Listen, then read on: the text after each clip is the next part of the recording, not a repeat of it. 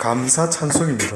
이사야 12장은 감사의 찬송인데 제가 요즘 계속해서 생각하는 것은 그날입니다. 그날.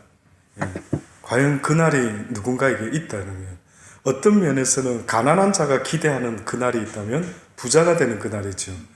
아픈 사람이, 감기든 사람이 원하는 그날이 있다. 당연히 낫는 날이죠. 무명한 자가 유명한 작가가 되어 보려고 애를 쓸 때 결국은 히트 칠 수 있는 그날이 나에게도 인생에게 있었으면 좋겠다라고 세상의 사람들은 각기 자기가 원하는 분명히 그날이 있습니다. 근데 크리스찬이 되는 순간부터는요, 분명히 성경은 그날이 우리에게 있다라고 하는데 그 의미가 뭐냐 이거죠. 오늘 보니까 그날에 내가 말하기를 여호와여 주께서 전에는 내게 노하여 싸우나 이제는 그 노가 쉬었고 또 나를 아니하시오니 내가 주께 감사하겠나이다 할 것이다. 여호와께서 진노하신 게 있죠. 여호와께서 무엇 때문에 진노하셨는가 보니까 어떤 면에서는 아담과 하와가 범죄함으로 진노하셨고 노아 시대에 그 백성들이 경건치 아니하고 하나님을 기억지 아니하고 각기 자기 원하는 대로 멋대로 살았을 때 그들, 다시 말하면 자기를 위한 인생을 살기 시작하면서 그들이 하나님께 비춰진 모습은 그들의 마음과 생각과 계획하는 바가 어렸을 때부터 어땠다고요? 심히 하나님 보기에 악하더래요. 계속해서 말씀드리는 겁니다. 하나님이 보셨을 때 무엇이 그렇게 우리 보고 악하다고 말하지? 아니, 저 사람은 목사님 법도 없이 사는 사람입니다. 듣죠? 우리가 가끔 주변에 법도 없이 사는 사람 무슨 뜻입니까? 범죄하지 아니하고 뭐 착하게 산다 이거 아닙니까? 그러나 그들 역시도 범죄하지 아니하고 남을 해코지게 아니하고 착하게 사는지 모르지만 모든 것이 자기를 위해 산다라고 하면은 그 사람은 하나님 보실 때에 어떻다고요? 심히 악한 자다. 와, 그러니 예수 믿고 뭐 크리스찬이 된다, 주의 길을 간다 할 때 우리는 그냥 뭐 취미생활 비스듬머니하게 그래도 교회 다니는 사람들이 뭐 서로 코드가 좀 맞아서 이렇게 생활한다, 뭐 친목회 모임처럼. 그러나 결코 그런 게 아니죠. 그래서 우리가 잘 아는 예화 중에 어느 부자 청년이 예수님 어찌하면 영생을 얻겠나이까 이렇게 물어봤어요. 저는 가장 안타까운 거는 오늘 우리 시대의 사람들이요, 분명히 그들이 관심 가져야 될 어떠한 이슈가 있다면 뭔 줄 아십니까? 영생이어야 하는 거예요. 태어나면서부터 삶이 시작되었다라고 하는데 조금만 살아보고 철이 딱 드니까 하는 말이 죽음이 기다리고 있다라는 거예요. 그래서 철학자들이 고민하는 거 아닙니까? 그래서 철학자들이 고민하기를 아니 인생은 죽으려고 태어났단 말인가 그렇게 말하는 거예요. 여러분 생각은 그렇습니까? 여러분도 우리의 인생이 왜 시작되었나 할 때 죽으려고 시작한 겁니까? 아니단 말이죠. 그렇다 한다면 어떤 면에서 내가 인간이라고 한다면, 죽음을 전제로 하는 삶을 살고 있는 인간이라 한다면 가장 큰 이슈와 가장 큰 해결해야 될 숙제가 있다면 그건 바로 죽음의 문제다. 실컷 돈 벌어서 집 잘 지어놓고 막 재물을 곳간에 쌓아놓고 삽니다. 근데 생각해 보세요. 죽는다 생각하니까요, 누가 더 억울할까요? 재물을 많이 쌓아놓은 사람이 죽음을 맞이할 때 억울할까요? 가난하게 막 그냥 보통으로 살다가 죽음을 맞이하는 사람이 억울할까요? 그러면 어차피 죽는데 내가 많이 쌓아놓을 필요가 없구나. 맞죠? 맞지 않습니까?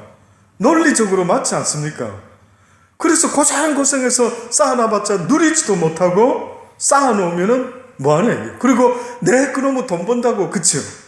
애들하고 지내는 시간도 없이 어떻게 보면은 내 비즈니스 때문에 막 골머리를 썩고 생각하고 또 머리 굴리고 이렇게 지내는 이 삶이 뭐냐 이거죠.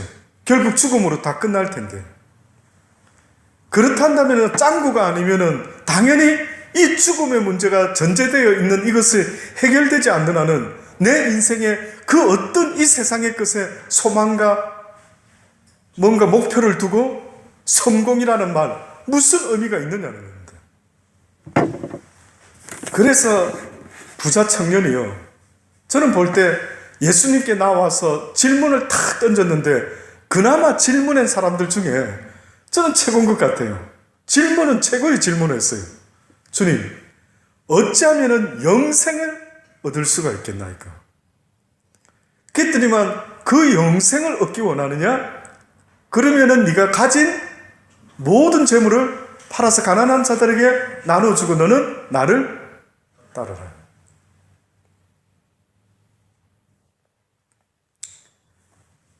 결국은 하나님이 말씀하시는 그 영생의 길은요, 이 땅에서 내가 어떤 모습으로 살 것인가를 알려주시는 건데, 이 땅에서 주님이 말씀하는 크리스찬의 삶은요, 그 순간부터 나를 위한 삶이 아니고 하나님과 이웃의 뜻을 위한 삶으로 바뀌어지는 거예요.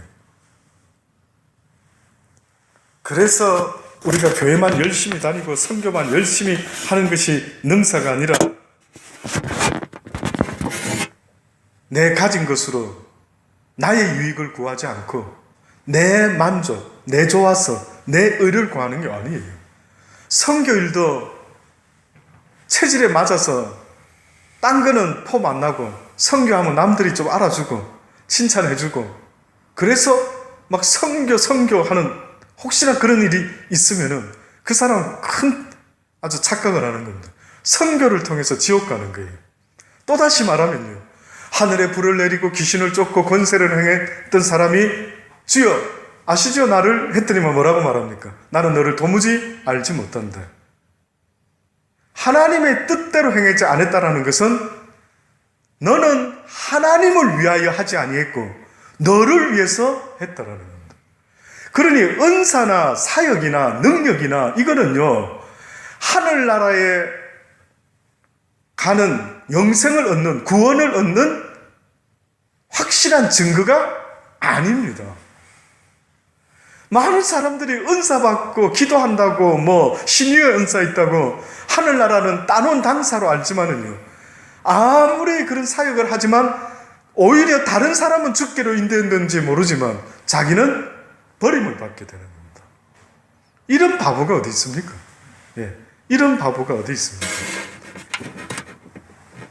그래서 주님께서 진노를 하셨다라는 것은 어떤 면에서는 아담과 하와가 하나님의 말씀을 어겼을 때에, 또 노아 시대의 사람들이 모두가 자기들을 위하여 살기 시작했을 때, 그래서 여러분 지난 시간에도 말씀드린 것처럼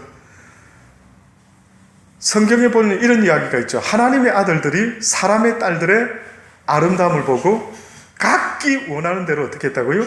취했대. 누구를 위해서 한 겁니까? 자기를 위해서 한 겁니다. 그랬더니만 성경에 그들이 육체가 되더라. 그리고 그 전까지는 예를 들어서 하나님 기준에 봤을 때 아담과 하와가 흙으로 지음을 받고 그 코에 생기를 넣었더니만 인간이 어떻게 됐다고요? 생명이 되었대. 그러니까 살아있는 생명의 모습이었는데 그 모습의 목적은, 하나님이 원하셨던 것은 하나님과 이웃을 위한 사랑의 삶을 사는 겁니다. 그러니까 어떤 면에서는 하나님은 사랑을 통하여 하나님이 하나님됨을 온 세상에 전파하기를 원하는 거예요. 하나님이 하나님됨을 무엇으로 우리한테 나타내지요? 이렇게 했을 때 하나님은 하나님 자신이 사랑을 통하여 내가 하나님됨을 나타내는 겁니다. 그래서 하나님의 진노가요, 결국은 사람들이 자기를 위해서 살기 시작하는 그 순간부터 노아 시대에 인간이 처음으로 물로 심판을 받게 됩니다. 그 말이 어떻게 보면 내가 말하기를 여호와여 주께서 전에는 내게 노하셨사오니 우리가 잘못해가지고 죄 아래 갇히고 말고 날마다 죄를 밥 먹듯 먹고 하나님께 범죄하며 불순종의 아들로 살죠.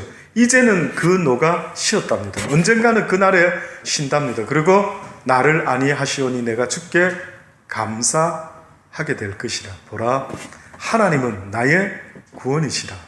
내가 의뢰하고 두려움이 없으리니 주 여호와는 나의 힘이시며 나의 노래시며 나의 구원이시다. 다지요, 다. 하나님이 나의 구원이시대요. 그럼 결국은 성경이 말하는 구원은 어디서부터 구원을 말하는 겁니까? 가난에서부터 구원입니까? 육신의 병들면서부터 구원입니까? 뭐 무명한 자에서부터 유명한 자로 구원받는 겁니까? 무엇으로부터 구원입니까? 사망, 죄로부터의 구원이죠. 죄로 말미암아 사망이 왔고 결국은 이 사망의 종노릇하며 살다가 죽음으로 끝나게 되는 우리를 하나님이 구원하려고 계획을 세우고 계시는 겁니다. 그러니 만약에 죄의 종노릇하며 살아본 경험은 뭘까요? 죄라는 놈한테 지금 죄가 우리의 육신의 법을 붙잡고 어떻게 보면 우리를 자기 백성처럼 또 우리는 그를 섬기는 왕처럼 그에게 종노릇하며 우리를 다스리고 있다. 그게 뭡니까? 그놈이 우리를 다스린다라는 증거는 뭐지요? 한마디로 말하면 뭔지 아십니까? 두려움입니다. 두려움. 그래서 지금 2장 방금 2절에 읽은 거 보라. 하나님은 나의 구원이시니 내가 어떻게 한다고요? 의뢰하고 두려움이 없으리라. 이렇게 말한 겁니다. 그러니 사단이가 나를 붙잡고 있는 확실한 증거는요, 나에게 두려움을 주는 겁니다. 두려움을. 그래서 제가 요즘 예배 시작 전에 나누었던 이야기처럼 마음 뺏기지 않으려고 애쓴다 이랬죠. 마음 뺏기지 않으려고. 그럼 마음 뺏긴다라는 것은 어느 순간에 뜻하지 않는 일을 통해서 내 마음이 뺏기는 순간에 화를 낸다든지 열받는다든지. 화내고 열받는 것은 평화로운 상태에서 나오는 걸까요? 두려운 상태에서 나올까요? 두려운 겁니다. 선악과를 따먹었을 때에 그들이 눈이 밝아져서 벌거벗은 걸 보았죠. 거기까지는 이해가 됩니다. 그런데 갑자기 뭐라고 합니까? 두려워서 하나님의 낯을 피하여 나무 그늘로 숨어버렸댔어요. 보이지 않는 인사이드에 무슨 일이 변화가 일어났어요. 두려움이 생기기 시작했어요. 그러니까 하나님이 대번에 딱 물어보시는 게 뭡니까? 아담아, 네가 어디 있느냐? 그러시더니만 내가 따먹지 말라는 선악과를 네가 따먹었느냐? 놀라운 것은요, 하나님의 말씀에 순종하고 올인하는 것은요, 내 심령이 다시 하나님의 말씀으로 회복되는 것입니다. 잠깐만.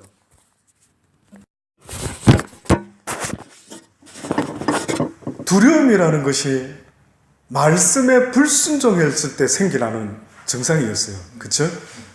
그러면 지금도 우리가 두려움이 생긴다, 걱정, 근심, 염려 생긴다. 성경의 말씀해 보니 하늘에 나는 새를 보라. 누가 그 새들을 돌보느냐? 하물며 너희일까 보냐 이랬죠. 그러니까 우리의 생명을 시작해 하신 하나님은 무슨 계획까지 다 갖고 계십니까? 우리가 먹고 사는 모든 계획도 그분 손에 다 있는 거죠. 근데 우리가 하나님의 말씀에 불순종한 대가가 걱정 안 해도 되는 걸 사서 걱정하기 시작한 겁니다. 그런 걱정하는 삶과 걱정이 없는 삶 차이가 어떨까요? 잘은 몰라도 하늘과 땅 차이죠. 하늘과 땅 차이죠. 걱정을 하면서 오늘도 보내는 하루. 근데 어떤 사람은 걱정은 없이 일을 통해서 오히려 감사와 즐거움과 누구를 만나면 때를 어떤지 못 어떤지 오히려 친절과 주의 이름으로 친절과 사랑으로 나그네 대접하듯이 대하는 겁니다. 그랬더니만 그 바이러스가 전달이 돼서 어떤 사람이 잠깐 나를 만났는데 저 사람 왜 저 사람 보니까 기분이 좋지? 내 느낌이 왜 이래 좋아? 이런 경험요. 하나님이 지금도 우리에게 말씀하는 게 두려워하지 않는 자의 그 삶의 모습 자체만 해도 이거는 전도가 되는 겁니다. 그 모습만 해도 영향력을 끼친다고요. 근데 크리스찬이라 하면서 예수를 믿노라 하면서 우리가 걱정 근심에 쌓여있는 우리의 얼굴을 보십시오. 오히려 지난주에 제가 몸이 그렇게 안 좋았었는데 우리 민경 집사님이 카톡을 이랬는데 목사님 몸은 좀 그러셨는지 모르지만 보기에는 참 오히려 더 좋아 보였습니다. 이러는 거 아닙니까? 말은 안 되죠. 말은 안 돼. 그래서 제가 아마 믿음의 눈으로 보신 모양이다. 내 육신은 후패하나 내 영혼은 날로 날로 새롭도다. 이거 말고는 답변이 됩니까? 아니 죽다 살아난 사람한테 막 힘을 다해서 설교를 하고 있는 사람한테 어떻게 보면은 그 말은 오해로 들으면 저 사람 나 놀리나? 멘트용인가? 이리 되죠. 근데 어떻게 보면 저도 모르게 육신은 진짜 후패하고 연약하기 짝이 없는데 내 심령 속에서 풍겨져 나오는 어떤 모습이 어떤 분의 눈에는 더 평안해 보이고 오히려 더 좋아 보였다. 맞을 수도 있겠다. 세상 논리는 안 맞지만 내가 병원에 있는 동안에 하나님을 더 간구하고 바라보고 몸부림치며 아버지 그렇습니다. 그렇습니다. 생명의 주권자는 주님이십니다. 이런 고백이 자꾸 나오고 이러다 보니까 그렇게 봤다 하면은 맞을 수 있단 말이죠. 그러니 내가 크리스찬인 증거는 어떤 면에서는 보여지는 증거는 여러 가지가 될 수 있을지 모르지만 내 인사이드의 증거는요. 나만 아는 그 증거는 뭔지 아십니까? 바로 두려움이 없는 평화다. 이 평화를 고대하는 거죠. 우리 모두는 그래서 그날이 어떤 날인가 성경에 우리가 지난해 배웠지 않습니까? 그날에 이리가 어린 양과 함께 거하며 표범이 어린 염소와 함께 놀며 송아지와 어린 사자와 살찐 짐승이 함께 있어 어린 아이에게 끌리며 암소와 곰이 함께 먹으며 그것들의 새끼가 함께 엎드리며 사자가 소처럼 풀을 먹을 것이며 젖먹이는 아이가 독사의 구멍에서 장난하고 젖된 어린아이가 독사의 굴에 손을 넣을 것이라. 나의 거룩한 산 모든 곳에서 뭐라고요? 해됨도 없고 상함도 없을 것이니 이는 물이 바다를 덮은 같이 여호와를 아는 지식이 세계에 충만할 것이라. 결국은 온 세상 사람들에게 필요로 하는 것이 있다면 그건 바로 여호와를 아는 지식이 회복되라는 거죠. 너희가 나 여호와를 이해하지 못하고 말씀을 순종하지 못하고 날마다 사망의 종이 되어서 죄의 법 아래서 그렇게 살아가고 앉아 있으니 그 증거가 바로 너희들 심령 속에 날마다 걱정, 근심, 두려움이 잔뜩 있다고 말합니다. 그래서 뭐라고까지 말했다고요? 하늘에 나는 새도 하나님이 먹이시고 입히시는데 하물며 들의 백합화도 하물며 너희 일까보냐. 나를 몰라서 그렇다라고 하면 이해한다 하시더라고요. 그런데 너희가 나를 믿노라 하면서 그러느냐. 이방인들이 그렇다면 이해하겠답니다. 이방인들이 무엇을 먹을까, 무엇을 마실까, 무엇을 입을까 라고 걱정한다면 주님은 오케이. 그들은 나를 믿지 못하니까 걱정이겠지. 왜? 자기 인생 자기가 책임져야 되니까 자기가 뭘 먹을지 뭘 입을지 걱정 근심해야 된대. 그러나 하나님의 삶은 베네핏이요. 당장 눈에 아무것도 보이지 않지만 오늘 하루 Thank you God 함으로 감사로 주께 예배드리는 자가 참으로 복되더라는 겁니다. 그게 바로 예배를 성경은 감사로 드리라고, 감사로 제사 드리는 자를 자꾸 말하지 않습니까? 그러면 우리가 이 예배 시간만을 하나님이 예배 시간으로 하는 게 아니라 삶 속에서 산 제사가 되어 제물이 되어 하나님의 말씀에 순종함으로 살아가는 인생, 곧 하나님께 제물이 된 인생으로 살아주기를 원하시는 그 주님이 원하는 제물의 실제적인 실체가 뭐냐라고 하면 현실에서는 소새끼가 되고 비둘기 새끼가 되고 송아지가 되고 염소가 될 수 있을지 몰라도 현실에서는 무엇이 그 재물의 증거가 되어야 되는가 보니 뭐라고요? 감사가 되어야 된다. 감사는 평안 가운데 나오는 겁니다.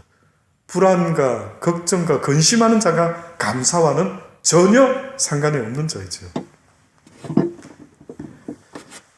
보라, 하나님은 나의 구원이시라. 내가 의뢰하고 두려움이 없으리니 주 여호와는 나의 힘이시며 나의 노래시며 나의 구원이시니. 와, 그러니까 여러분의 노래 제목도 노래거리도 어떻게 보면 주의 구원에 대한 노래죠. 나를 구원하여 주셨으니 참으로 감사합니다. 그 감사의 노래가 하나님을 기쁘시게 합니다. 3절에 보면 그러므로 너희가 기쁨으로 구원의 우물들에서 물을 기르리로다, 이렇게 표현을 했습니다. 이사야가 어떻게 보면 이거는 시편에 나와야 되는 분위기 같아요.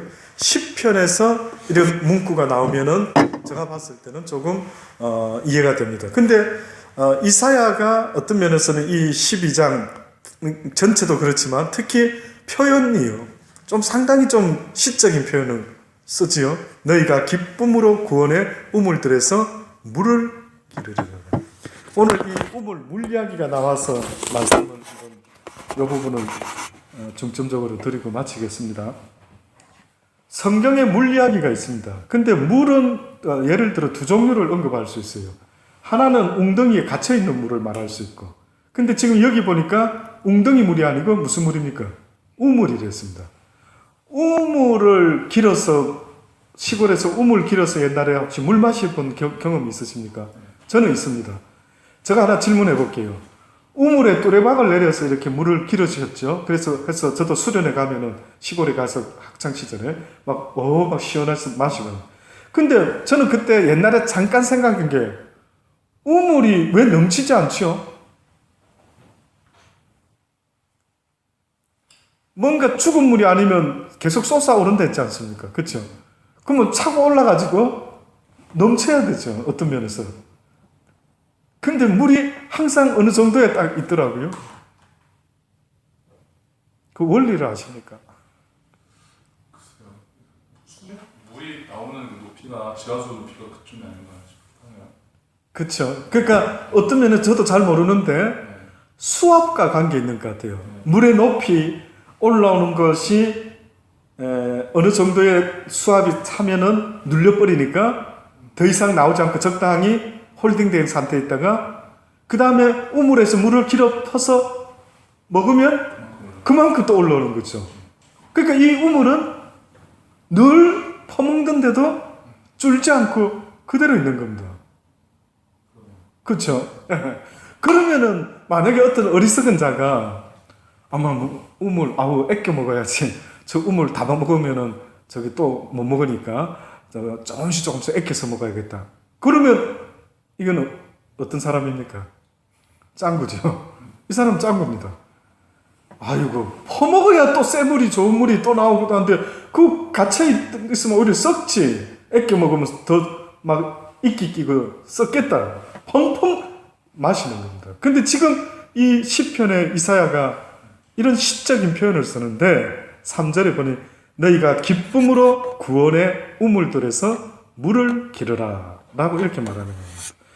물 이야기하면 대표적으로 신약 성경 요한복음 4장을 한번 보셔야 돼요. 요한복음 4장.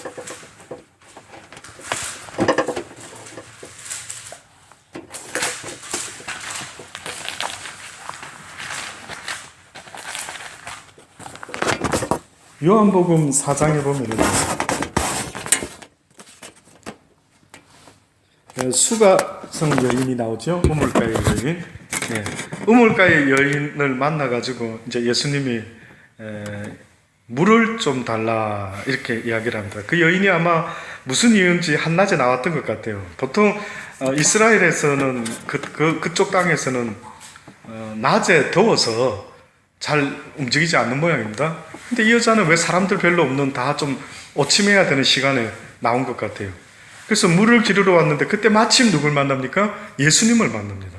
그때 예수님께서 그 여자에게 물을 좀 달라라고 하니까 이 사마리아 여자가 딱 보더니 막 당신은 유대인 같은데 어찌하여 사마리아 여자인 나에게 물을 달라 하니까 라고 말하죠. 왜냐하면 그 당시 때 유대인과 사마리아인이 성경에 보니 상종치 아니하였다라고 했습니다. 그래서 예수님이 다시 이야기를 합니다. 내게 지금 물을 달라 하는 내가 누구인 줄 네가 알았다면은 너는 오히려 나에게 생수를 구했을 것이다. 그러면 내가 너에게 생수를 줄 수 있었을 텐데, 이런 이야기를 하죠. 그랬더니 여자가 이해가 잘 안 되는 겁니다. 여자가 가로되 주여 물 기를 그릇도 없고 이 우물은 깊은데 어디서 지금 당신이 생수를 얻겠나이까? 그럼 어떤 면에서는 지금 이 시츄에이션이 뭡니까?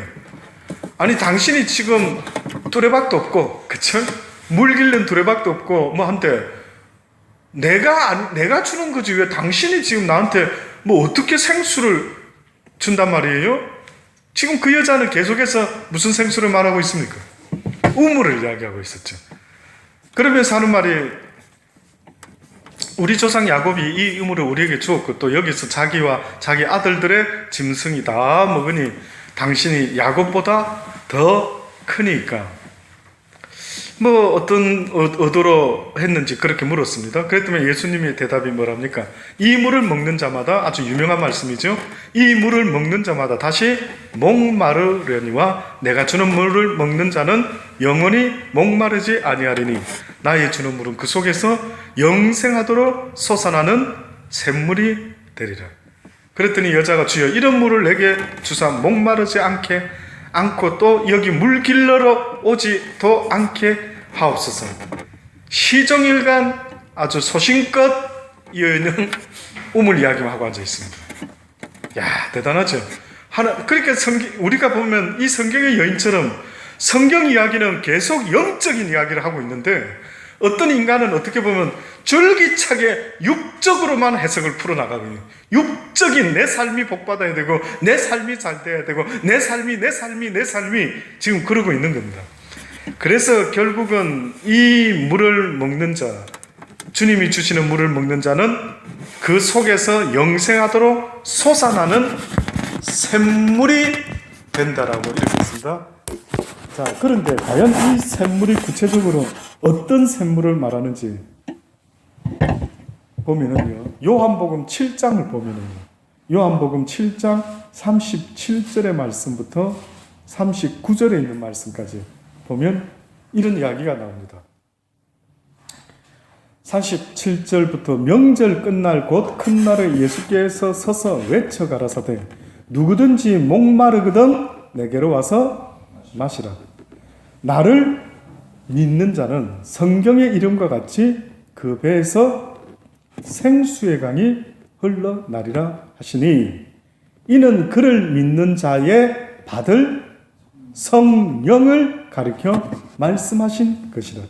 예수께서 아직 영광을 받지 못하신 거로 성령이 아직 저희에게 계시지 아니하더라 하시더라. 결국은 예수님이 이 여인에게 네 인생의 궁극적인 영적인 목마름을 해결할 수 있는 유일한 방법이 있다. 네 영혼이 목마르지 않고 감사와 기쁨과 평안 가운데 우물을 기려 먹을 수 있는 이런 상태가 될 수 있기를 원한다면 무엇을 구해야 된다고요? 바로 영원한 생명이 되는 생수를 주님 앞에 구해라. 결국 그 생수가 뭔가 봤더니만 그를 믿는 자가 받는 성령이래. 그러면 그 성령을 아무나 주는 게 아니고 믿는 자가 받는 데 있다. 그러면은 결국은 복음을 전하는 자들을 통해서 듣지 못하고 어찌 믿을 수가 있겠느냐, 전하는 이가 없으니 어찌 알 수가 있겠느냐라고 하신 것처럼 저와 여러분과 같이 이렇게 하나님의 복음을 배우고 빚을 지고 또 이제 또 다른 이들에게 이 복음을 지금 전하고 있는 겁니다. 그랬을 때에 그들이 그 복음을 듣고 예수를 믿고 자기의 죄를 회개하고 그리고 받는 게 뭐라고요? 성령이다. 그렇게 받는 게 성령. 성령을 선물로 주시리라. 그러면 하나님의 성령 가운데 그 성령의 소욕을 쫓아 살아가는 그들에게 있어서는 이상하게 뭘 해도 짜증이 안 나는 거예요. 신기하게. 뭘 해도 기분이 안 나쁜 거예요. 이거 어떤 거죠, 이거? 경험이 없어서 모르시죠? 뭘 해도 짜증이 안 나와. 왜 이거 뭐지? 뭘 해도 기분이 안 나빠. 무슨 소리 들어도 열이 안 받쳐. 그전에는 누가 나 조금만 자존심 건드리는 말하면 팍! 하고 했는데 어느 순간에 성령을 받은 모양이야. 여보, 이보게 내가 성령 받은 것 같아. 어떻게 알아? 증거가 뭐야? 증거는 여러 가지입니다. 우따따따 방언할 수도 있고 찬양할 수 있고 성령의 역사로 막 병도 나올 수 있고 여러 가지 있죠. 그러나 제가 깨닫기는 그 많은 역사들 가운데 성령의 역사라고 한다면은 뭐겠습니까? 평안이다. 이상하네. 오리 가자는데 심리 가지고 싶네. 한쪽 뺨 때렸는데 또 다른 뺨도? 죄송해요. 제가 호산나의 말씀 전할 때 그 비유가 생각이 나더라고요. 왜 우리는 버스를 옛날에 우리 학교 다닐 때 우리 허전도사님 경험했나 모르겠는데 학교 다닐 때에 막 많은 버스 알죠? 안내양이 있었던 버스 타봤습니까? 기억납니다. 제가 사하중학교 부산에 있는 그 안내양 누나는 슈퍼 우물이었습니다. 우리 학생들을 막 확 밀어놓고요. 차가 문도 안 닫혔는데 딱딱 잡거나 막 따따 오라이 그러면요 막 버스 기사가 막 빵 또 몰고 가면 막 그러면 또 훌렁훌렁 해가지고 버스 기사는 또 기가 막히게 한번 제껴주면 안으로 쑥 들어갔다가 문이 또 탁 닫히고 기가 막혔습니다. 와.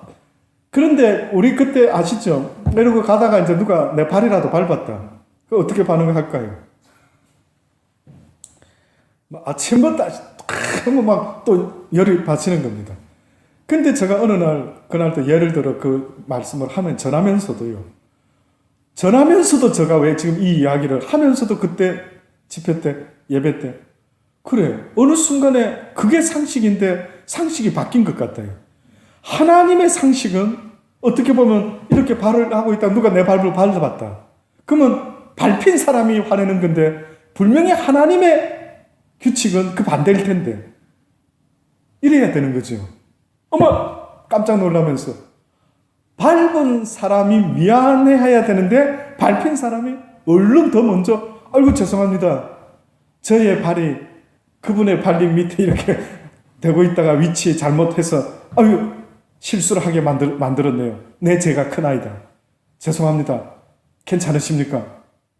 만약에 누가 발을 지가 밟혀놓고 그렇게 했다고. 그럼 그 사람은 느낌이 어떨까요?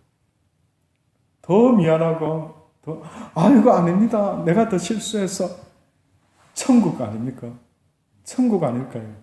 근데 어느 순간에 사단이가 법을 싹 자기를 위한 법으로 모든 걸 다 바꿔놓으니까요. 누가 나 건드리면은 폭발하는 겁니다. 그러니까 사단이 통치하는 방법은 간단합니다. 너를 가장 먼저 생각해라. 항상 너부터 생각해라. 네가 우선이다. 네 가족이 우선이다. 네 엄마 아빠가 우선이다. 네 통장 건드리는 녀석들, 네 잡이 우선이다. 모든 게 보니까 나와 가장 유익되게 되는 관계되는 모든 사람을 다 우선으로 생각해라. 근데 하나님 말씀은 뭡니까?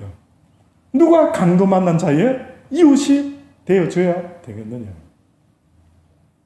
놀랍죠? 이 생각 하나 차이가요. 결국은 천국과 지옥을 살아가고 앉아있는 겁니다. 오늘 이 시대에 이 세상에 수많은 사람들이 살아가고 있지만은 그들이 지금 아직도 물이 바다를 덮은 같이 여호와를 아는 지식이라는 것은 바로 나를 위해 사는 게 아니라 내 이웃과 하나님을 위하여 살아가는 삶인데 이것 하나 차이가 이렇게 천국과 지옥을 만들고 있는 겁니다. 그래서 주님께서 이 진리의 말씀을 주고 싶으셔서 이거를 전해주고 싶은데 이 생수를 도무지 무슨 말인지 이해를 못하고 있는 거죠. 그래서 성경에 보니 그 생수가 바로 뭐라고요? 성령이래요. 그 성령을 누가 받는다고요? 이는 그를 믿는 자의 받을 성령을 가르쳐 하신 말씀입니다. 23 다시 본문으로 돌아갔어요.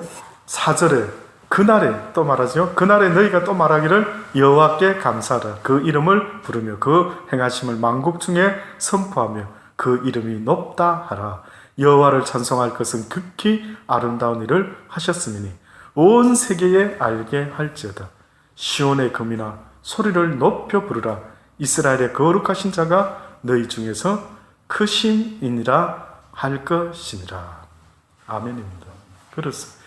우리 모두 이 땅에 좀 사는데 힘드시죠? 감기 때문에 힘들고 온갖 해프닝 때문에 힘들고 사람 때문에 힘들고 제 많은 인생들 상대하려 힘들고 또 내 속에서 올라오는 이놈의 죄성을 상대하려 힘들고 다 힘듭니다.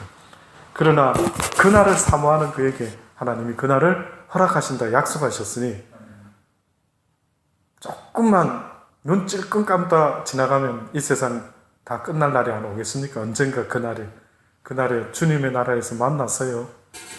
이 땅에서 살았던 옛날 이야기 나눌 수 있는 그러한 복된 날이 저와 여러분에게 주어지기를 간절히 주의 이름으로 축원합니다. 기도하시겠습니다.